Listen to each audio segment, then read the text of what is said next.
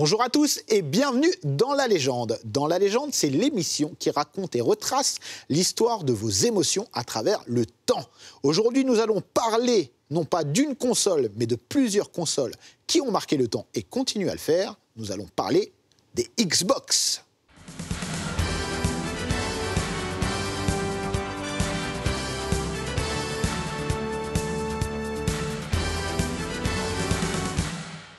Et pour parler de Xbox, j'ai avec moi un plateau de choix. Nicolas, bienvenue. Tu es fondateur du site Xbox Squad. Très bon site, hein. Je recommande à tout le monde. Thomas, tu ne vas pas me contredire, même si tu es fondateur du site Xboxygène, oui. Que je suis également, hein, comme je te le disais hors antenne depuis le début. Voilà. Et à côté de toi, nous avons celui qu'on ne présente plus, Julien Chiez. Bienvenue, ça va très bien, super content. Donc en ce moment, tu officies activement sur YouTube et sur les réseaux. Il y a pas mal de choses à dire là. Ça carbure. Le lancement de Next Gen, ouais, c'est clair. Oui. C'est cool. Hein. On a fait une émission dédiée à la PlayStation. On a débattu. Voilà, et on a débattu. Effectivement, il n'y a pas si longtemps que ça cool. ensemble. C'était très très cool. Et aujourd'hui, on a une émission dédiée à Xbox, pas à la Xbox, parce que vous le savez, les séries X et S sont sorties, les consoles plus nouvelle génération, mais génération actuelle de Microsoft. Mais on va parler de l'histoire d'Xbox parce qu'il y a beaucoup de choses à dire. Parce qu'on pourrait se dire qu'en fait, Xbox vient juste d'arriver dans le jeu vidéo. C'est un peu l'impression que certains ont, mais en fait, pas du tout. Puisque Xbox est là depuis 2001 quand même. Donc ça commence à remonter. Mais j'ai envie qu'on fasse un petit retour en arrière et qu'on parle de Microsoft et le jeu vidéo avant la Xbox. Qu'est-ce que vous pouvez m'en dire ? Flight Simulator, évidemment. C'est Age of Empires, des accessoires aussi. Microsoft, ils faisaient pas mal de manettes Sidewinder, de gros joysticks, etc. Donc il y avait déjà une appétence pour le jeu vidéo. Mais c'est vrai qu'elle s'est vraiment concrétisée quand ils ont mis les pieds dans le plat et se sont lancés dans le marché des consoles il y a 2 décennies maintenant. Oui, il y a 2 décennies bientôt. On le voit, il y avait du jeu, il y avait du software, il y avait aussi de l'accessoire. Et puis évidemment, il y avait une grosse fanbase de joueurs PC. Donc Microsoft ne pouvait pas passer à côté. À quel moment ils se disent il faut qu'on passe à quelque chose de peut-être plus innovant, une console de jeu ? Je pense que c'est quand ils voient que PlayStation perce. Il y a un très bon livre qui raconte l'histoire de la Xbox et tout est expliqué dedans. C'est une petite équipe chez Microsoft qui s'est dit tiens, il y a PlayStation, ils font beaucoup de trucs là pour le jeu vidéo, ils sont très, très forts. Et nous, on va essayer de faire quelque chose. Et à la base, c'était une petite équipe qui n'a rien demandé à personne, qui avait commencé à travailler sur ce projet. Et tout est parti de là, c'était pour concurrencer un peu PlayStation et tester autre chose, une console, dans le gaming chez Microsoft, quoi. Et pour le coup, non, je voulais dire, Microsoft voulait être dans le salon aussi. Et ils n'y étaient pas dans le salon et ils voulaient absolument mettre du Windows dans le salon. Et ils ont essayé d'approcher PlayStation avec plus ou moins de succès. Pas de succès du tout d'ailleurs. Ils ont essayé d'approcher Sega, etc. pour mettre du Windows dans le salon, mais ça ne marchait pas aussi bien qu'ils auraient aimé. Et donc là, s'il y avait le cheval de Troie, c'était d'apporter sa propre console dans le salon. Alors, de quelle manière ils ont tenté d'approcher PlayStation et Sega ? Pour le coup, c'était de dire, on a une suite de logiciels qui s'appelle DirectX, qui est parfaite pour créer du jeu. On l'a montré sur PC. Et du coup, si vous voulez faire des jeux très facilement sur console, prenez DirectX, prenez du Windows et vous avez le meilleur écosystème pour faire du jeu vidéo sur votre boîte. Ils ont réussi à convaincre Sega, il me semble. Ouais, sur la Dreamcast. Sur la Dreamcast. Mais du coup, c'est pas passé avec PlayStation. Et là, ils avaient ce petit esprit de revanche à se dire, vous n'avez pas voulu de Windows et de DirectX sur la Play, nous, on va apporter notre Xbox et puis... On va voir, DirectX, c'est quelque chose qui a joué dans l'histoire de la Xbox. Et justement, à l'époque, il faut le rappeler, parce que ça paraît lointain, certains n'ont pas connu cette époque-là, mais comme acteur dans le jeu vidéo, avant l'arrivée de la Xbox, on a donc PlayStation, on a Sega et on a Nintendo. Ils étaient déjà 3. Voilà. Et quelques mois après, ils seront que 3. Parce que Sega, malheureusement, avec une dernière console incroyable, la Dreamcast, qui est vraiment une machine de rêve, mais qui n'a pas connu un succès commercial, et qui est finalement la première entrée concrète, on le disait, de Microsoft, puisque c'est une collaboration au niveau technologique, qui en a fait d'ailleurs une console qui était très appréciée des développeurs. Donc, première entrée de Microsoft qualitative. Et puis là, 2001, l'arrivée de la Xbox.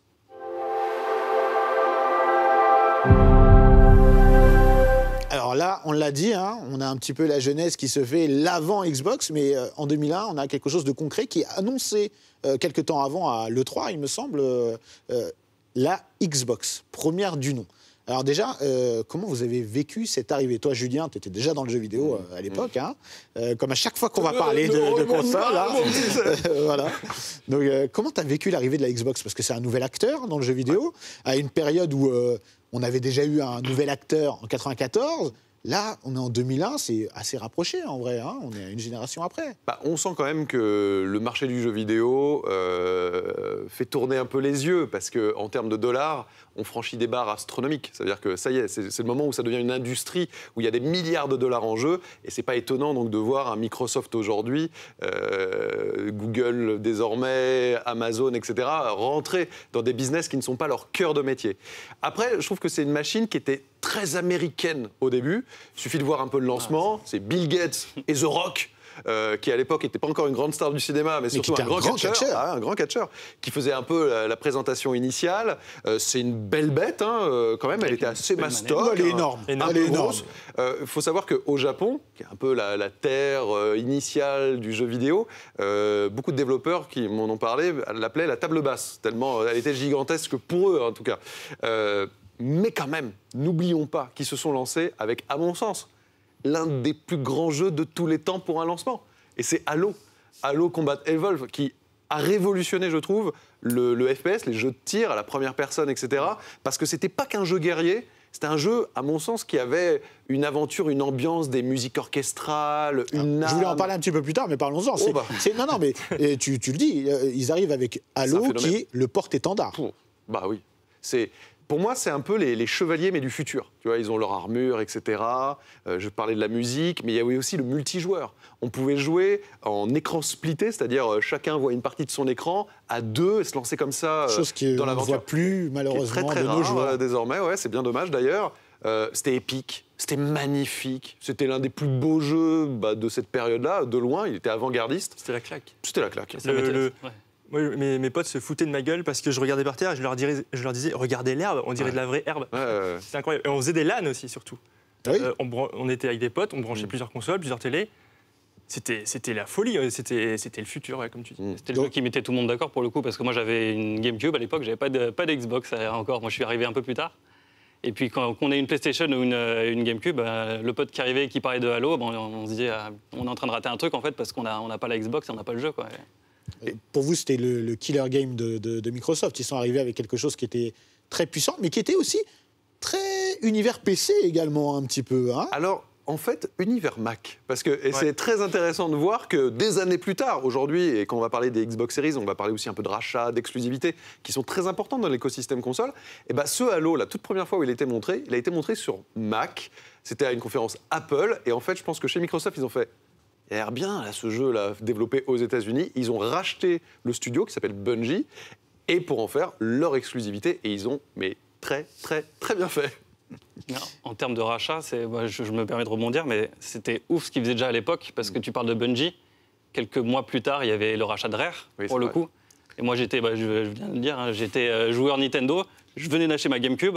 4 mois plus tard, on m'explique qu'en fait, tous les jeux auxquels je voulais jouer sur GameCube, parce que j'adorais la Nintendo 64, ils ne seront pas sur GameCube, ils seront sur Xbox. Alors Rare, on le rappelle, hein, c'est GoldenEye, c'est Banjo et Kazooie, c'est vraiment des jeux cultes, mais dans un univers vraiment Nintendo pour le coup. C'est ça. Donc c'est déjà le coup de Microsoft à l'époque, hein, qu'on a vu avec Bethesda récemment, qui rachète des studios pour se les approprier et en faire des licences...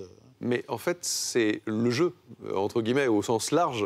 On le voit avec Netflix, on le voit avec Amazon Prime, avec Disney+. Chacun va chercher son exclu. Voilà, parce que si tout le monde a les mêmes contenus, finalement, pourquoi j'achèterais cette machine plutôt qu'une autre? Non, j'achète cette machine parce que j'aime son écosystème, parce que mes potes y jouent, etc. Il y a plein de raisons, mais aussi parce que je veux ce jeu-là que je ne peux pas avoir ailleurs, ou cette série-là, ou ce film-là que je ne peux pas avoir ailleurs. Alors là, je suis d'accord avec toi, mais il y a une particularité sur cette Xbox, c'est que Microsoft, justement, tu l'as dit, voulait mettre un pied dans le salon.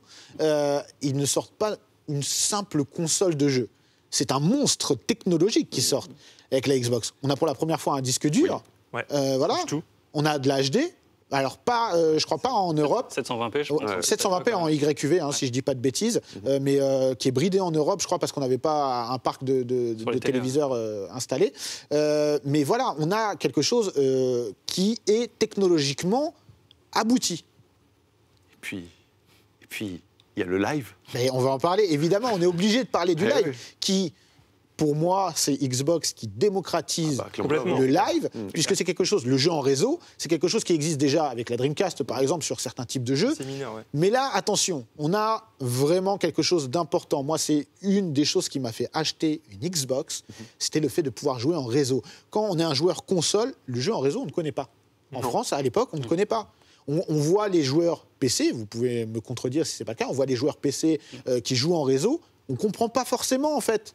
Parce que nous, on n'a pas cette appétence, on n'a pas cet écosystème. Et là, on a Microsoft qui nous propose une console de jouer en réseau. Est-ce que c'était pour toi, Julien, la plus grosse feature, justement, la plus grosse innovation apportée par Xbox? En innovation technologique, au-delà des graphismes qui étaient quand même clairement en avance sur ce que la concurrence proposait à ce moment-là, oui, indéniablement. Et je me rappelle de parties de dingue.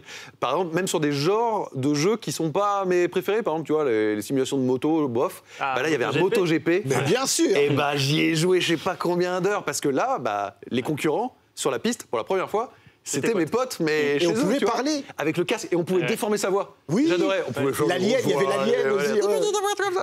C'était extraordinaire, et c'était complètement nouveau. Ça paraît super ringard, ce qu'on est en train de dire avec c'est vrai. les yeux de Non, 2020. c'était fou, c'était fou. Mais en 2001-2002, c'était le futur. Ouais, c'est clair. Vous, le live, c'est quelque chose qui vous a marqué? Ouais, je me souviens comme Julien, mes premières parties de live, c'était sur MotoGP, là, Pareil. sur le Mugello. Premier crash, tout le monde au bout de la piste, là. Et c'était complètement fou. Il était donné en démo, je crois, gratuitement, avec Mechasalt. Et c'était la première fois où, pareil, je jouais avec mes potes, et surtout les premiers jeux, là, Rainbow Six Black Arrow, par exemple. C'est la première fois que je pleurais de rire en ligne avec des potes parce qu'on s'éclatait à se lancer des grenades qui rebondissent et qui s'explosent à la gueule et tout. Enfin, c'était la folie, c'était la convivialité, parce que déjà, tu joues dans ton salon, tu es déjà bien dans ton canapé, tu as un bel écran. Donc, c'est pas encore pareil que le PC. Tu es déjà bien chez toi et en plus, tu as tes potes en ligne. Donc, c'était vraiment une expérience. Mais sur PC, en plus, sur PC, c'était galère, quoi. Il fallait un logiciel pour communiquer, il faut qu'on ait tous le même, qu'on l'installe, etc. Oui, il n'y avait pas cette convivialité qu'on pouvait avoir sur un en bouton, branchant. tu joues direct. Voilà, tu branchais ta console, c'était direct. Moi, vraiment, c'est quelque chose qui... On va en reparler après avec la 360 parce que Microsoft a vraiment frappé fort avec le Xbox Live et a continué par la suite. Et pourtant... on n'a que de bons souvenirs de la Xbox, mais pourtant, la sortie, c'est quand même plutôt compliqué. Elle sort à un prix... Déjà, elle est décalée en France, la sortie. Ouais, elle sort dans un contexte extrêmement difficile. Elle sort en 2001, en novembre, il me semble. Juste après Le 11 septembre. Ouais. Les gens sont vraiment dans... Même s'ils ont envie de sortir de quelque chose, c'est encore très proche dans l'émotion. C'est compliqué comme lancement, non ? C'est compliqué et on verra quelques années après, en fin de vie, au niveau juste des chiffres de vente internationaux. C'est un peu ce que je disais tout à l'heure, c'est une console qui a surtout performé aux États-Unis. C'est une console très américaine, c'est-à-dire que plus de la moitié des ventes se font sur le territoire national. Au Japon, c'est pire que marginal, ça n'existe quasiment pas. Et en Europe, pour un lancement de première console, c'est pas si mal que ça, mais clairement, oui, c'est en deçà de ce que Nintendo et PlayStation font. Il y avait quand même la queue. Enfin, moi, je faisais la queue pour la première Xbox. C'était ma première console de salon. Je jouais chez des potes, mais j'étais à mon champ et je faisais la queue. On était 5-6 à faire la queue quand même. Par contre, ce qu'ils ont fait Microsoft, qui a peut-être changé la donne et qui a fait peut-être que ça n'a pas foiré complètement, c'est qu'ils ont baissé le prix parce qu'elle est sortie en France à 479, c'était effarant. À l'époque, tout le monde était scandalisé. C'était impressionnant. Aujourd'hui, ça paraît anecdotique, mais à l'époque, c'était ouf, quoi. Un mois après, elle a baissé. Ils sont alignés sur PlayStation, 299, 300, je crois, 300 €. Et ils ont offert des jeux à ceux qui l'avaient acheté avant. Oui, parce qu'il y a une baisse de prix quand même énorme. En 4 mois, c'est pour se dire qu'il y avait un vrai problème. Alors, on l'a dit, il y avait le 11 septembre aux États-Unis, mais elle sort aussi après la PS2 en France. Donc, PlayStation a vraiment installé un parc de consoles très important avec la première PlayStation. Ils ont aussi gagné une identité, chose que Microsoft va devoir construire. Et là, ils sortent après la PlayStation. Est-ce que ça lui a joué du tort ? C'était plus d'un an après. Plus d'un an après, à 179 € en plus de la PlayStation, il fallait arriver avec de vrais arguments. Et pour le coup, les arguments au départ, ils n'étaient pas forcément là. Il y avait Halo, mais est-ce que ça justifie de payer si cher et tant de temps après la sortie ? C'était compliqué. C'était un premier pas pour montrer on est là, on est sérieux, il y avait des invités, comme tu dis, The Rock, etc. Bill Gates, il était sur scène, etc. On est là, on est sérieux, on a une machine solide. Bon, elle n'a pas été appréciée de tous par son design, mais déjà pour le Japon, ils ont dédié une manette spéciale, plus petite. Alors par la suite, après, ils l'ont pas sorti de base. Ouais. Non. Mais on voit qu'ils investissent, ils n'étaient pas là pour rigoler et sortir un jouet, quoi. Ils ont un prix, en fait. Et je trouve que c'est quelque chose qu'on va retrouver vraiment dans l'histoire des Xbox au fur et à mesure. C'est que Microsoft, ils apprennent. Enfin, je veux dire, comme tout humain, on peut faire des erreurs.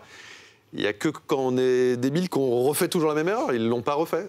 Et ça, c'est plutôt à mettre à leur crédit. Et on parle beaucoup de Halo, mais alors moi, il y a un jeu exclusif, enfin temporaire, mais qui technologiquement était le seul à s'épanouir sur Xbox, c'est Splinter Cell.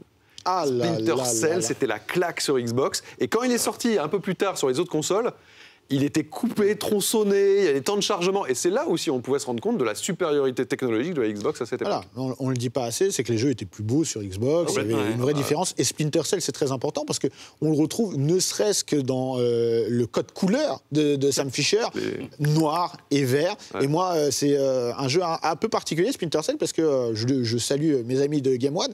C'est la première fois où j'ai fait une émission sur Game One, c'était sur Splinter Cell avec Johan et Yannick, paix à son âme. Donc vraiment, c'est un souvenir particulier. Mais c'est vrai que c'est quelque chose qui a marqué, qui a été longtemps de l'identité Xbox et qui, de toute façon, si on voulait jouer à Splinter Cell, vraiment, c'était sur Xbox. Il n'y a pas photo. Quel a été l'accueil du public, justement, à la sortie, l'accueil du public français à la sortie de la Xbox?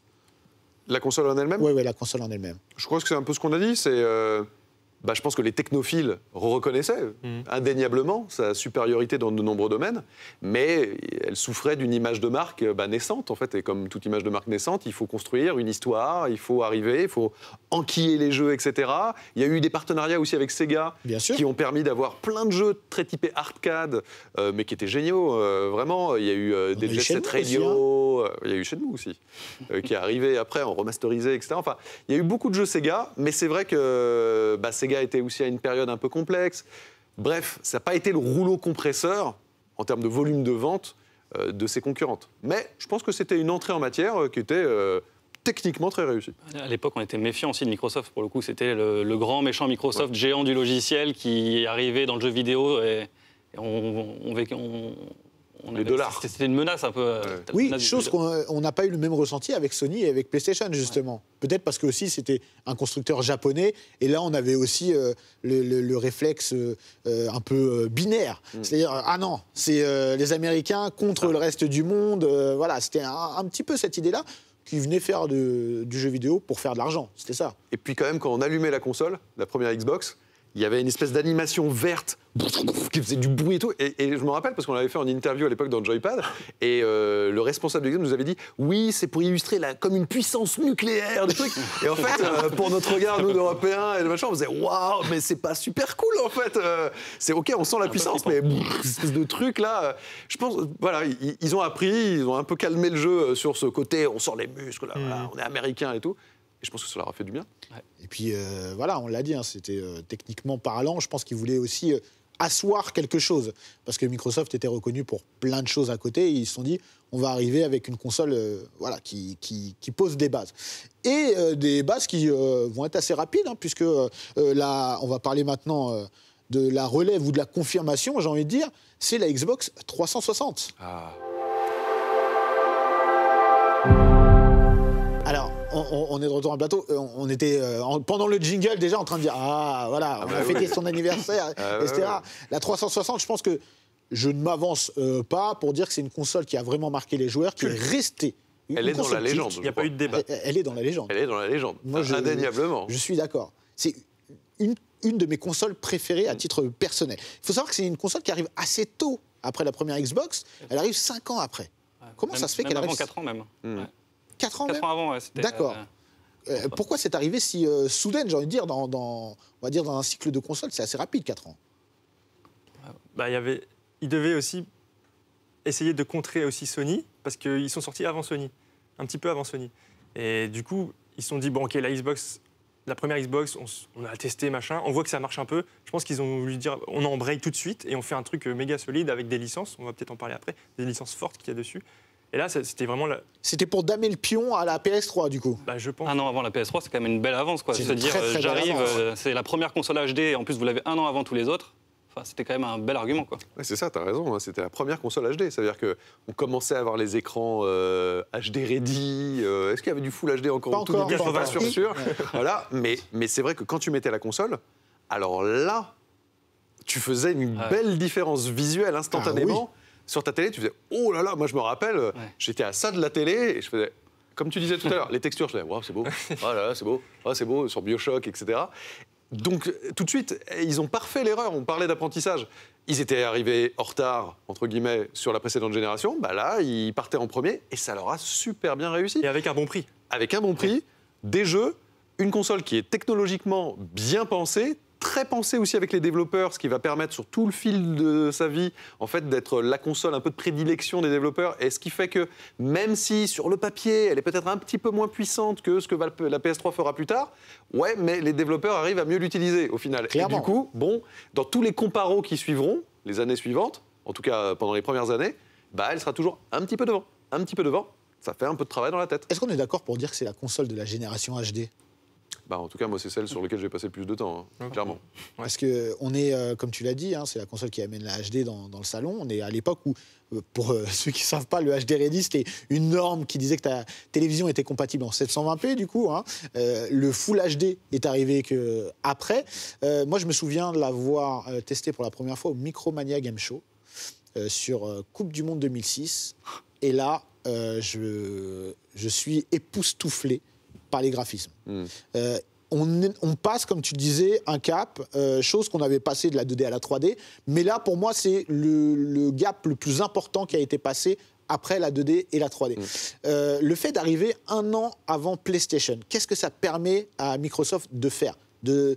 Déjà d'avoir un parc de consoles étendu, mais est-ce que ça permet aussi, niveau jeu, d'amener des nouvelles choses, de tenter des choses? Je pense pas qu'ils aient tenté. Enfin, il y a eu Cameo, par exemple. Il y a eu les premiers jeux rares vraiment qui claquaient. Cameo, c'était quand même joli quand c'est sorti. Franchement, j'y ai rejoué longtemps sur Series X. C'est pas encore dégueu. Enfin, Cameo, c'est un jeu un RPG, quoi. Un jeu d'action, aventure. Transforme et tout. Ouais, c'est ça. C'est pas encore dégueulasse. Mais surtout, je pense que ça leur a permis que quand Sony est sorti, ils ont pu baisser le prix et du coup encore faire une seconde fois mal, entre guillemets. Déjà, ils étaient avant, ils sont sortis technologiquement bien, ils avaient des jeux de lancement déjà, il y avait par exemple Call of Duty 2 qui est sorti au lancement. Qui était avec énorme. Les effets de fumée, je ne sais pas si vous vous rappelez, les effets de fumée à l'époque, moi on était scotchés là-dessus, parce que c'était impressionnant, quand on avait une grenade fumigène, on se disait, ouais, mais non mais attends, on peut vraiment aller dans la fumée et tout, c'est dingue, quoi. Ouais, c'est ça, et du coup, après, PlayStation est arrivé, Microsoft s'est un peu aligné, machin, et on a vu que sur le long terme, au final, les consoles se sont vendues à peu près pareil, alors que Microsoft, il venait à peine d'arriver dans le jeu vidéo, quoi. C'était fou. Et puis, il y a aussi, plus tard, mais la Xbox 360, ça va être la continuité en termes de licences fortes. On a vu Halo pour la première Xbox, on a Gears of War aussi qui va arriver. La claque. Quel porte-étendard! Là, franchement, révolutionnaire, avec la tronçonneuse, etc. Une ambiance ultra sombre. Visuellement, c'est magnifique. Et vous avez vu les jeux qu'on cite, là Halo, Gears of War, on pourra parler de Red Dead Redemption, Bioshock, etc. Ouais. C'est plus des jeux japonais. Et en fait, on arrive à un moment de l'histoire du jeu vidéo, où je trouve, où par le passé, les meilleurs jeux, ceux qui se vendaient le plus, etc., c'était très très japonais, essentiellement, pas que, mais essentiellement. Non, et là, avec la 360, on voit vraiment la prise de pouvoir presque des studios occidentaux, et Call of Duty a été une espèce de train énorme, et la communication se faisait sur la 360. Et c'est là où vraiment, boîte américaine, qui s'associe avec des gros studios américains qui sont en train de prendre vraiment la main sur l'industrie du jeu vidéo, bah, toute cette synergie, elle a abouti à un très beau succès. Et puis, on n'a même pas évoqué, on a évoqué tout à l'heure la manette Xbox première du nom, qui était énorme à la base, vraiment avec un rond Xbox comme Duke. Ça. La Duke, tu comprenais pas trop. Non. Mais là, on a une révolution en termes de manette, qui avait été initiée avec la deuxième manette qui était destinée de base au Japon. La manette de la 360, est-ce que c'est pas la meilleure manette, en fait? Pour l'époque, si, clairement.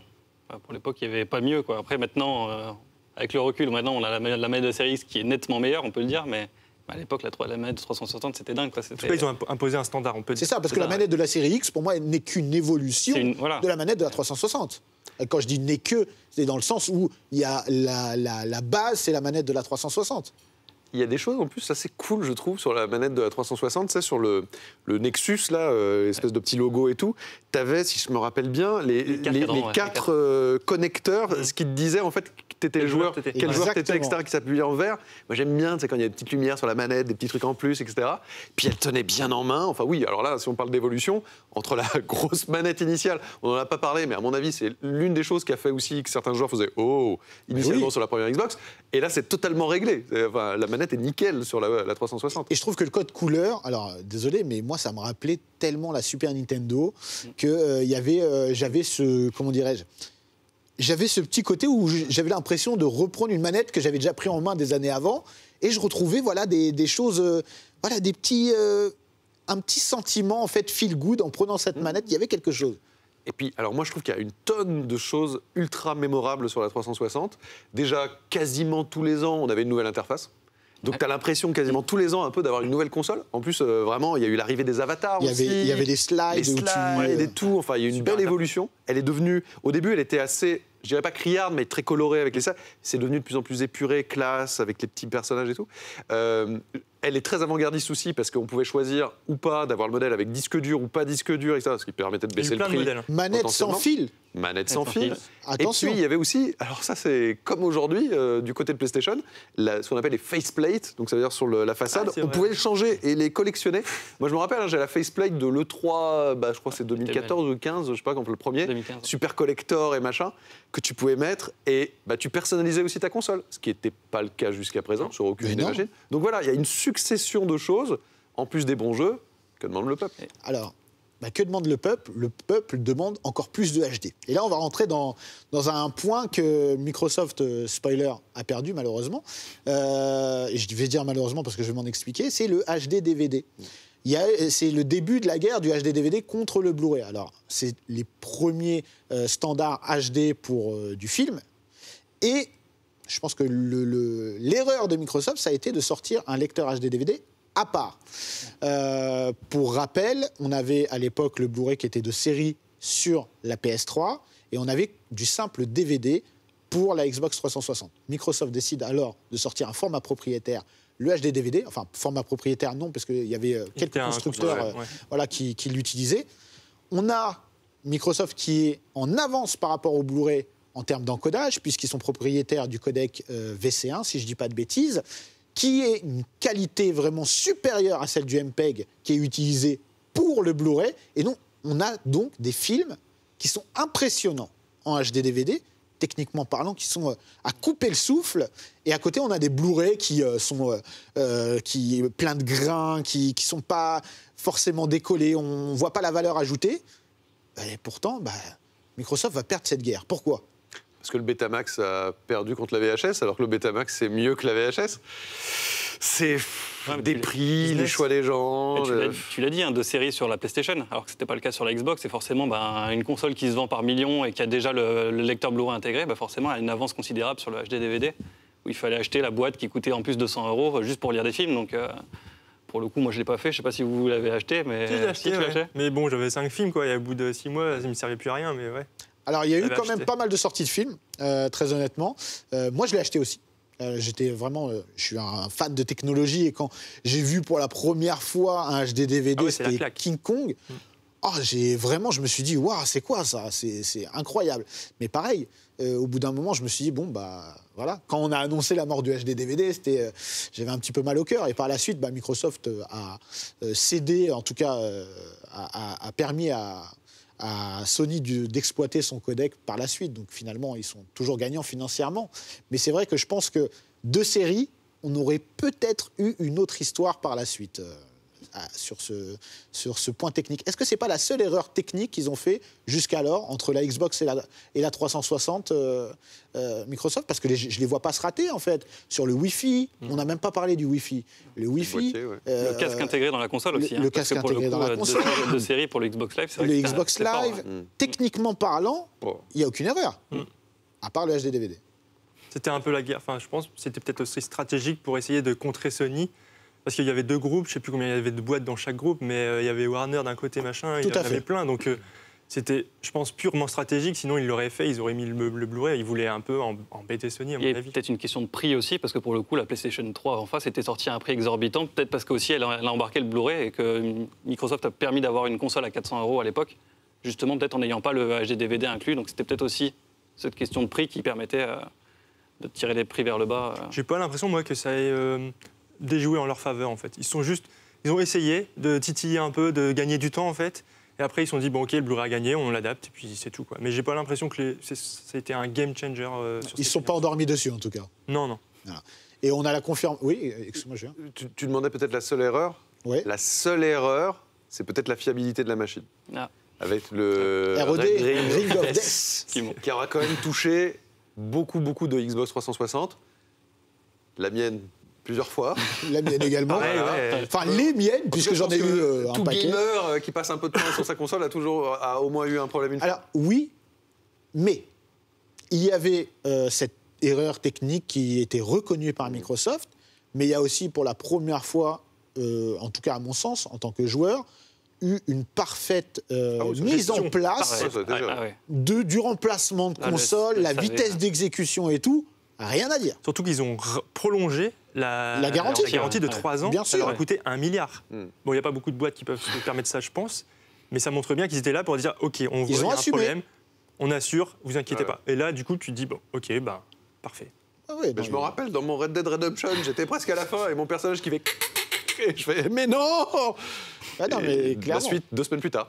Ah, non, mais c'est vrai que c'était bien géré. Alors, mais 2 semaines, moi, franchement, c'est peut-être en 3 jours qu'ils m'ont remplacé ma console. non, vraiment, ça a été Le vraiment SAV était top à l'époque. archi rapide et c'était par transporteur privé, etc. Tu la mettais dans une boîte. T'avais pas besoin d'aller dans ton magasin, etc. C'était vraiment au top. Un truc à imprimer toi-même, t'avais rien à faire. Non, c'était vraiment très très fort. Et puis, voilà, on est la Xbox 360, on en a parlé tout à l'heure, mais le live, là, on est encore une fois, là, on n'est pas sur...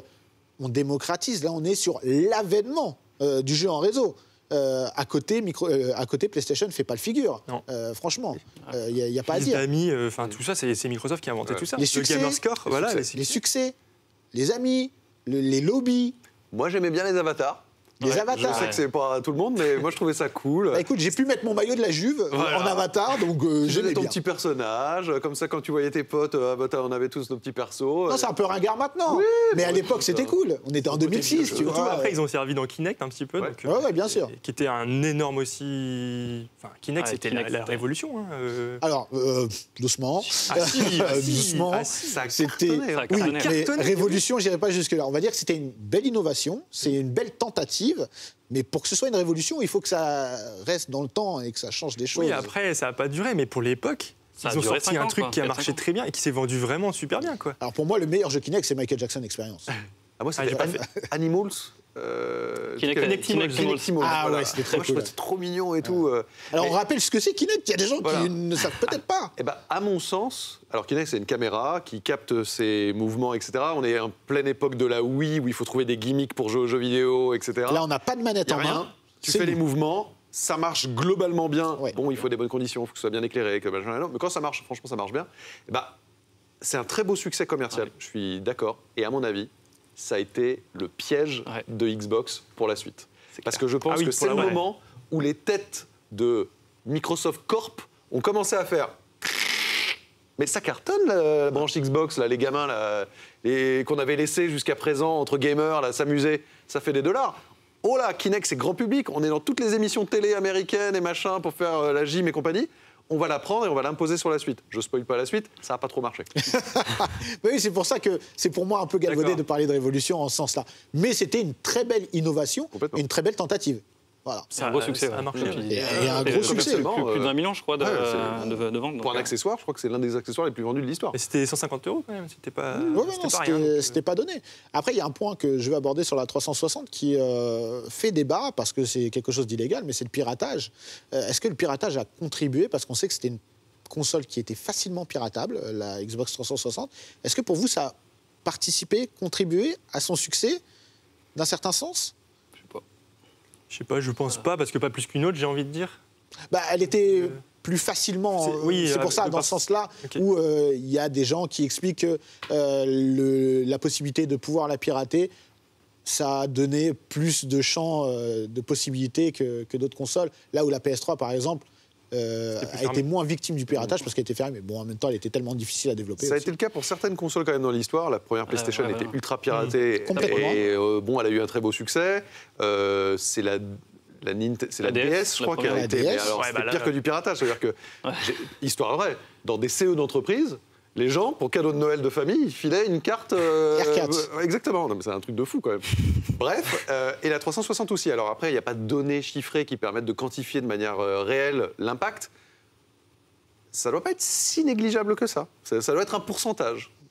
Moi, je me suis toujours posé la question, est-ce que quand on est constructeur, on a cette réflexion, on se dit, est-ce qu'on laisse faire les choses? Est-ce que c'est des dommages collatéraux qu'on peut gérer ou on ferme les yeux là-dessus et on bloque au maximum? Avec toutes les mises à jour, ils peuvent aujourd'hui de toute façon Bien sûr. gérer ça. C'est-à-dire déjà à l'époque. si on veut jouer, après, si on veut jouer en ligne, on est obligé de faire la mise à jour et donc ça fait sauter le piratage. Et puis si on veut faire une croix sur le jeu en ligne, dans ce cas-là... Mais le piratage, c'est quelque chose qui est beaucoup plus anecdotique, on va dire, de nos jours sur les consoles de salon. Oui, c'est clair. Donc voilà. C'est marginal. Tout est en ligne, tout est... Il y en a plus. Puis, enfin, on a des offres. Après, mais il y a des offres qui permettent de même plus avoir besoin de pirater, de te faire chier à télécharger des jeux, machin.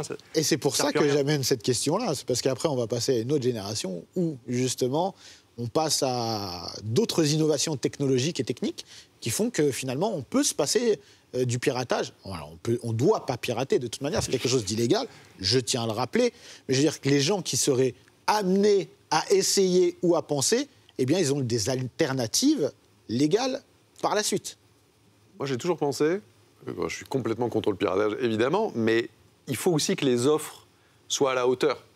Comme pour le cinéma, comme pour les séries, comme pour les... En musique, en cinéma et en jeux vidéo, l'intérêt de pirater, te galérer à trouver tes codes, tes machins sur des sites bizarres qui vont mettre des virus dans ton truc, à graver une tannée de ouf, alors que pour maintenant un prix tout à fait accessible, t'as pléthore de films, pléthore de musique, etc. Donc en fait, le piratage, je trouve, c'est par les offres légales de qualité qu'il a été endigué. Complètement. Allons-y. La Xbox One, est-ce que c'est une succession dure à assumer ou pas?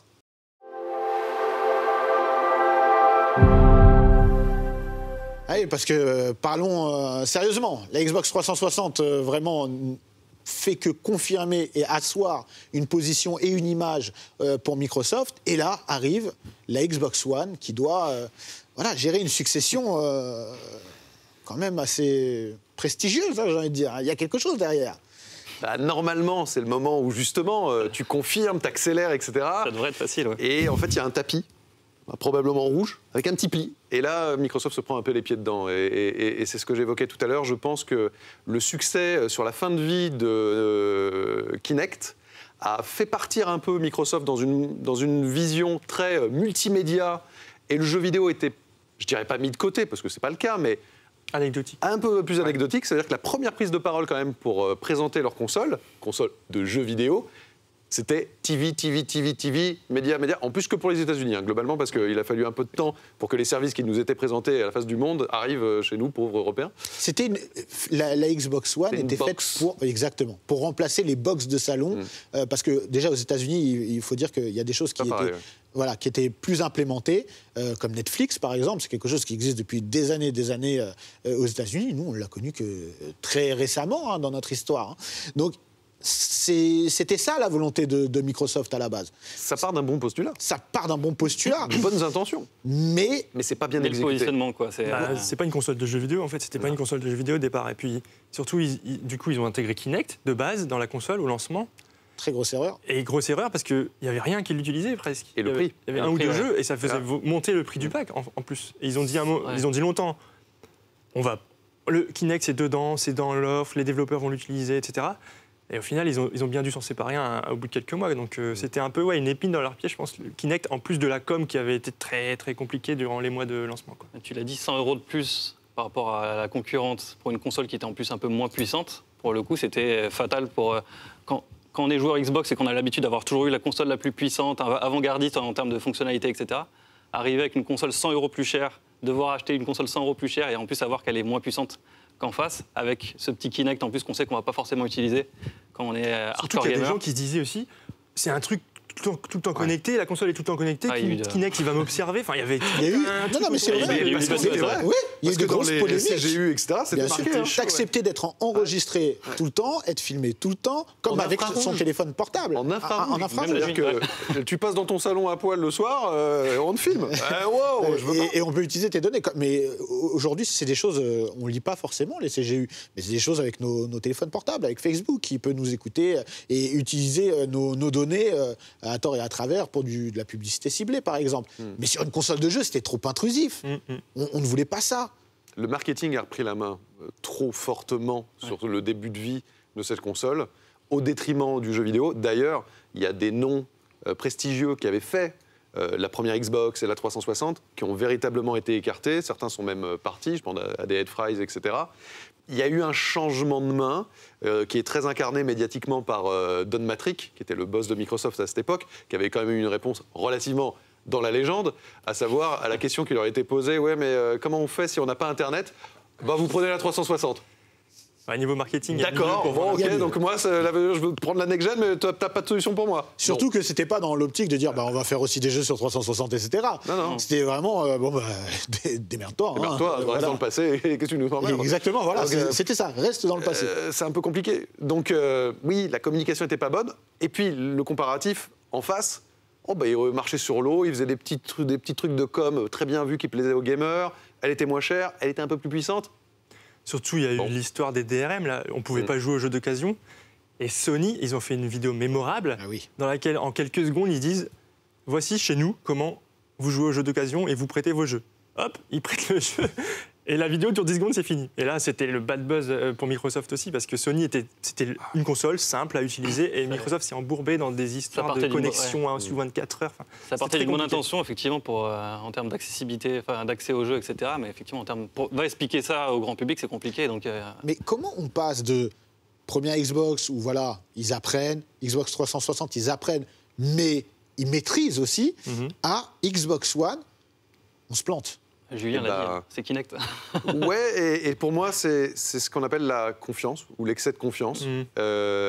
Sony l'a eu aussi, entre la PS2 et la PS3. Ils se sont sentis très forts, très beaux. Tu m'étonnes, la PS1, la PS2, success story de dingue. PS3, plus compliqué. Et Microsoft, pareil. Ils étaient sur un bon trend, et puis excès de confiance, mauvaise vision d'où était l'état du marché à ce moment-là.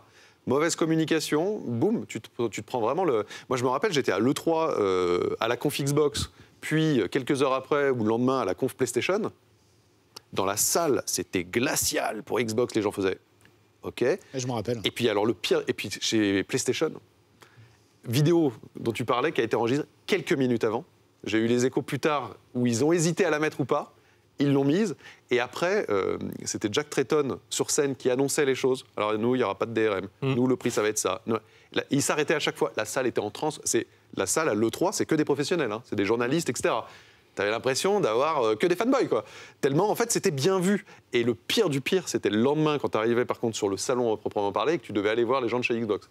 Parce qu'ils n'étaient pas bien, ce qu'on peut comprendre, et qu'ils ne comprenaient pas, en fait, vraiment. Genre, mais non, il y a ci, il y a ça. Et nous, médias, on devait leur expliquer calmement, oui, mais là, quand même, il y a eu ça qui n'était pas bon, ça qui n'est pas bien positionné et tout. Et ils ne l'ont pas compris tout de suite, ça a mis du temps. Ouais, c'était dans les semaines qui ont suivi les 3, la semaine d'après ou la semaine encore après, ils ont dû sentir, ils se disent, mais merde, putain, tous les journalistes viennent nous voir, personne ne comprend. Nous, on était un site quand même dédié à l'Xbox, on se faisait insulter, mais presque. Et nous-mêmes, même en tant que joueurs, on disait... Vous ne pouvez pas faire ça, c'est pas possible, c'est anti-consommateur, quoi. À l'inverse de ce que Microsoft fait aujourd'hui, d'ailleurs. Oui. Et une semaine ou 2 semaines après, ils annoncent « Ok, on a écouté dans une lettre, je l'ai relu hier d'ailleurs, et c'était très très clair, on arrête ça, vous pourrez prêter vos jeux, vous pourrez faire ça. » Et il y a eu une mise à jour de ouf au lancement de la One, on dirait que c'était une autre console, quoi. Mais c'était trop tard. Mais c'était trop tard dans les esprits des joueurs. Bon, on va pas rester trop longtemps sur la Xbox One, parce que pour moi, c'est une console de transition, parce qu'elle a amené plein de choses, et on arrive à la fin de l'émission. Mais en fin de vie, elle a apporté des choses très intéressantes, comme le Game Pass, par exemple. Exactement. Et justement, c'est des choses dont on va parler maintenant, puisqu'on va parler des consoles série X et série S. Et pour ce faire, nous allons accueillir une invitée de choix, la boss de Microsoft Xbox France. Allez, hop, rien de moins que ça.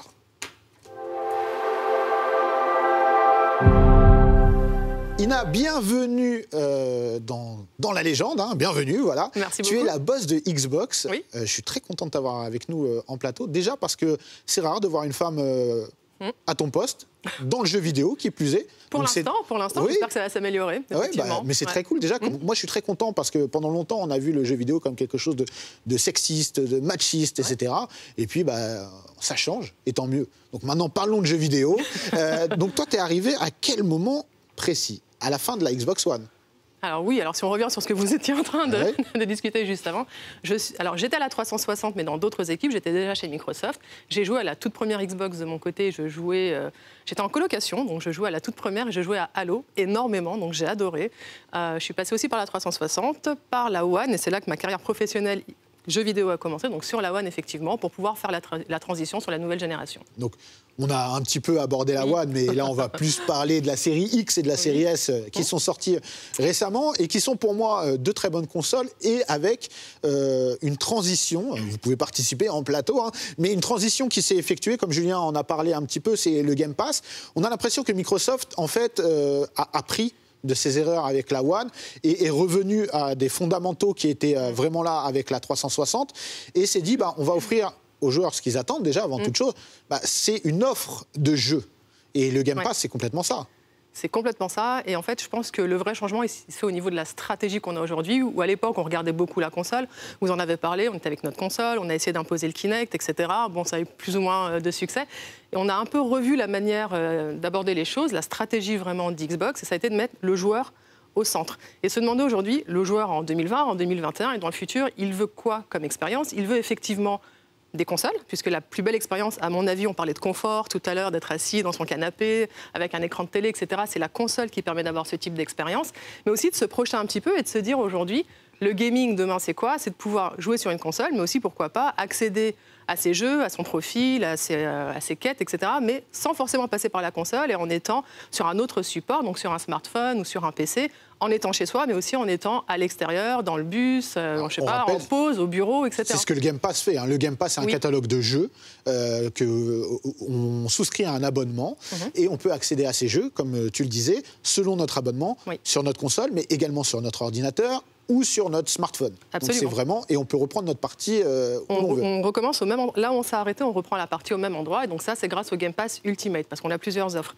Et je pense que c'est ça le gros changement qu'on voit s'opérer aujourd'hui chez Microsoft. C'est au lieu d'être focalisé sur les consoles, qui sont magnifiques. Et d'ailleurs, on pourrait reparler aussi du fait qu'on arrive avec 2 consoles dès le départ. Mais c'est de remettre le joueur au milieu et de se dire, il veut quoi le joueur aujourd'hui? Il veut raisonner par son profil utilisateur, je dirais, pouvoir accéder à son expérience via son profil et ensuite se poser la question de savoir s'il est sur sa console, sur son smartphone, sur son ordinateur, qu'il soit chez lui ou autre part, avec des amis quelque part d'autre. Et c'est ça qui aujourd'hui vraiment dirige les choix de Microsoft et donc Xbox. Est-ce qu'on peut dire aujourd'hui que Xbox a une stratégie de service en plus de console? Oui, et je pense que c'est aussi dans la tendance de ce qu'on voit dans d'autres industries. Le service, aujourd'hui, on l'a vu sur la musique, on l'a vu sur la VOD. Alors, on va peut-être nous reprocher cette fois-ci encore d'être un peu en avance. On vous avait parlé des innovations qui étaient un petit peu apportées par Xbox. Mais c'est vraiment ce côté de comprendre ce que propose aujourd'hui le Game Pass et donc d'avoir un catalogue de jeux avec des AAA, avec des jeux indépendants, avec des gros studios, des plus petits studios, mais simplement une richesse de catalogue, une richesse de genre, de licence qui permet de tester plein de jeux auxquels on n'aurait pas pensé si on n'avait pas cet abonnement. On va découvrir énormément de licences grâce au Game Pass, des opus différents, on va se trouver une affinité avec un genre. C'est important de dire aussi, il y a une chose, c'est que tous les jeux Microsoft vont sortir sur le Game Pass. Tous nos jeux. C'est-à-dire que les nouveaux, par exemple, le nouveau Halo sera disponible sur le Game Pass. Dès sa sortie. Dès le lancement. C'est-à-dire que sans surcoût, c'est-à-dire qu'un jeu qui va coûter 70 €, on va dire en moyenne, dans le commerce, eh bien là, si vous avez souscrit à l'abonnement du Game Pass, il sera gratuit ou en tout cas inclus dans le Game Pass. Absolument. Et il y a autre chose aussi qui est important pour moi, car quand j'ai appris la connaissance de ce service, je l'ai trouvé extrêmement intéressant, c'est le All Access. Aujourd'hui, il faut dire une chose, c'est que des consoles, ça coûte cher. Là, il y a 2 consoles différentes, donc la série X à 499 et la série S à 299, qui proposent des choses différentes. Donc une qui est 4K et avec un lecteur physique, une qui est full digital et qui n'est pas 4K, pour schématiser. Et le All Access permet en fait d'avoir une console, l'une ou l'autre, pour un prix réduit par mois. C'est-à-dire que, alors c'est une trentaine d'euros, je crois, vous pouvez avoir votre console ainsi que le Game Pass. Absolument. C'est-à-dire que, bon, là, c'est un peu compliqué avec le confinement, etc. Mais l'idée, c'était d'aller en boutique, de souscrire à cette offre, et tous les mois, vous allez payer 30 €, et à la fin, la console va vous appartenir. Voilà. Ce qu'on a voulu faire, simplement, c'est rendre l'écosystème Xbox plus accessible. On l'a fait avec deux choses. Premièrement, on a deux consoles. Une qui est positionnée à 499, qui est un peu le prix qu'on a retrouvé sur tous les lancements. Et on arrive dès le départ avec une console à 299 €. Et ça, je pense que c'est important aussi de le souligner. Pouvoir accéder à la nouvelle génération de consoles pour 299 €, c'est aussi un geste qu'on fait pour dire cet écosystème, cette nouvelle génération de consoles est accessible dès le Day One à 299 €. Et en parallèle de ça, on a fait en sorte de proposer ces consoles via un abonnement qui inclut la console et le Game Pass Ultimate, et de faire en sorte que cet abonnement n'ait pas de surcoût pour le joueur. Et donc sur la X, on est à 32,99 € et sur la Series S, on est à 24,99 €. Voilà.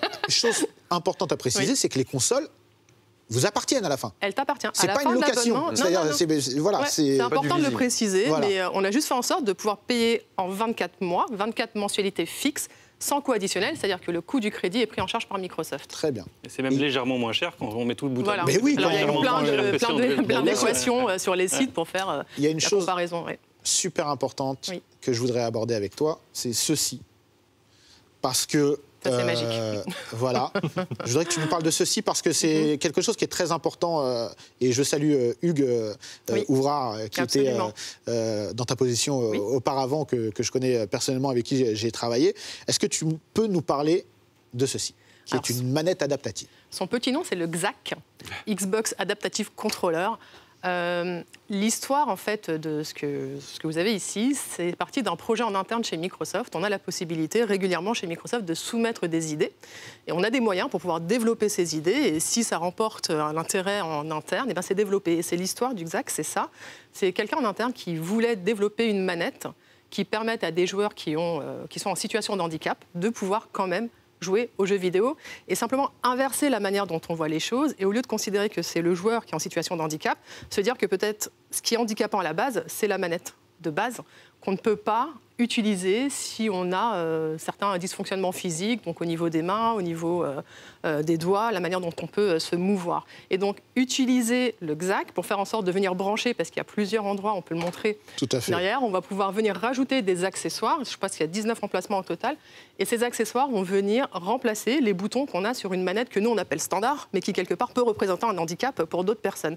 Et donc, moi je trouve ça fabuleux, c'est sorti en 2018, et le retour d'expérience qu'on a dessus, de voir plein de personnes pouvoir faire leur propre setup, pouvoir enfin faire des parties en ligne. Vous avez beaucoup parlé tout à l'heure du jeu en ligne, mais vous arrivez à se confronter à des personnes dans un jeu, sur du FIFA. On parle par exemple de Hichem, qui est très connu par tout le monde, et qui nous défonce qui défonce tout le monde sur des parties de FIFA ou sur d'autres jeux, en jouant avec ses pieds, qui mixe avec ses pieds. Enfin, il est extraordinaire, il fait énormément de choses. Et grâce à des manettes comme ça, à des setups personnalisés, ça a permis simplement de simplifier l'expérience pour ces joueurs et leur ouvrir la porte du jeu vidéo, et qu'ils puissent juste se confronter à tout le monde sur des parties de jeux vidéo. Mais je trouve que ça ne s'arrête pas là, et effectivement Xbox est complètement avant-gardiste sur ce sujet-là, et tant mieux, et lance vraiment une tendance. Mais même l'ouverture même des boîtes des nouvelles Xbox a été pensée pour l'accessibilité, parce que ça a l'air trivial comme ça, mais c'est pas toujours simple. Et là, rien que l'ouverture est beaucoup plus accessible, et vraiment je trouve qu'en cela, il prouve que c'est pas juste une petite chose qu'on va faire comme ça pendant un an, ça fait un peu de com. Non, c'est vraiment maintenu, et je trouve ça vraiment bien de la part de Xbox. Non, mais alors, très honnêtement, c'est pour ça que moi je voulais en parler, parce que, comme tu l'as dit, Julien, Xbox n'est pas sur un coup de com'.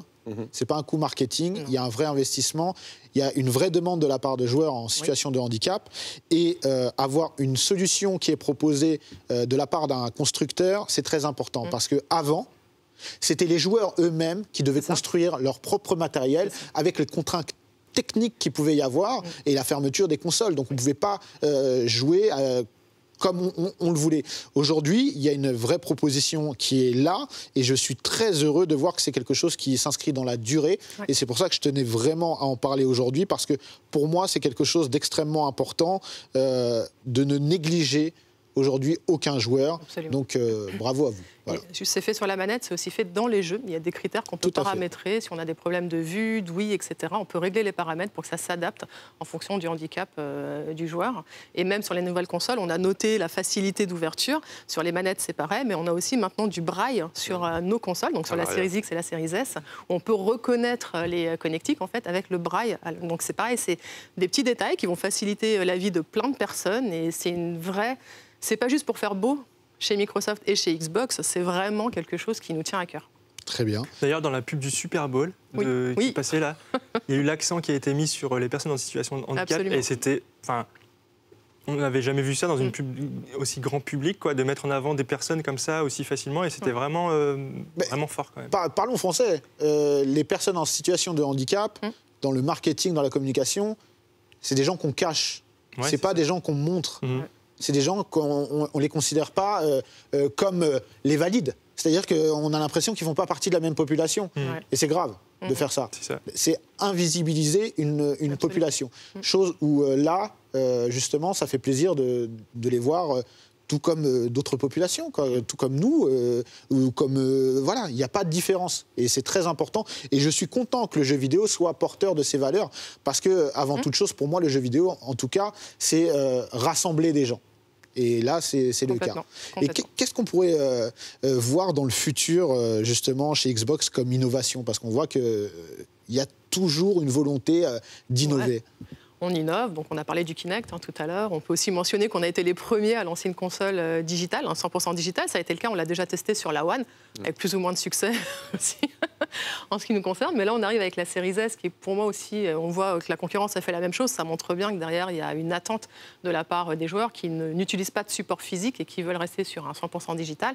Et si on regarde le futur, et c'est ce qu'on a commencé à amorcer de notre côté, c'est le cloud gaming, je pense, qui est important, qui commence à prendre une place aussi importante dans notre stratégie et qui permet aussi à un moment de sortir peut-être de ce qu'on appelle, et que je revois souvent passer, de la guerre des consoles, de toujours comparer les consoliers entre eux et de quelque part arrêter de se regarder entre nous et s'ouvrir un petit peu et voir ce qui se passe auprès des autres industries, enfin des autres acteurs de la tech plutôt, puisqu'on voit aujourd'hui qu'on a Apple qui intervient dans le jeu vidéo, on a Google qui essaie d'avoir sa place, on a Amazon et on est encore là à se regarder entre consoliers, sauf qu'en fait, et si on revient sur le joueur et l'expérience qu'attend le joueur, aujourd'hui, le cloud gaming, ça va prendre de plus en plus de place. Et il faut aussi garder en tête qu'il y a une grande partie de la population qui ne passera jamais par une console. Quand on estime le nombre de joueurs aujourd'hui, on pense qu'il y a environ 3 milliards de joueurs dans le monde. Ce serait complètement utopique de se dire qu'il va y avoir 3 milliards de consoles vendues. Ce ne sera jamais le cas. Et par contre, quand on voit l'intérêt des Apple, des Amazon et des Google pour cette industrie, ça montre bien qu'il y a une ambition, qu'il y a un potentiel, que les gamers sont là. Il faut pouvoir répondre à leurs attentes. Ça ne passera pas par la console et c'est le cloud gaming qui permettra d'accéder à un écosystème de jeux variés, riches, qu'on pense avoir sur Xbox. Très bien. Merci, ça fera une excellente conclusion. Très bien. Merci beaucoup, Ina. Merci, messieurs, pour cette émission. C'était Dans la légende spéciale Xbox et on se retrouve très bientôt pour un nouvel épisode.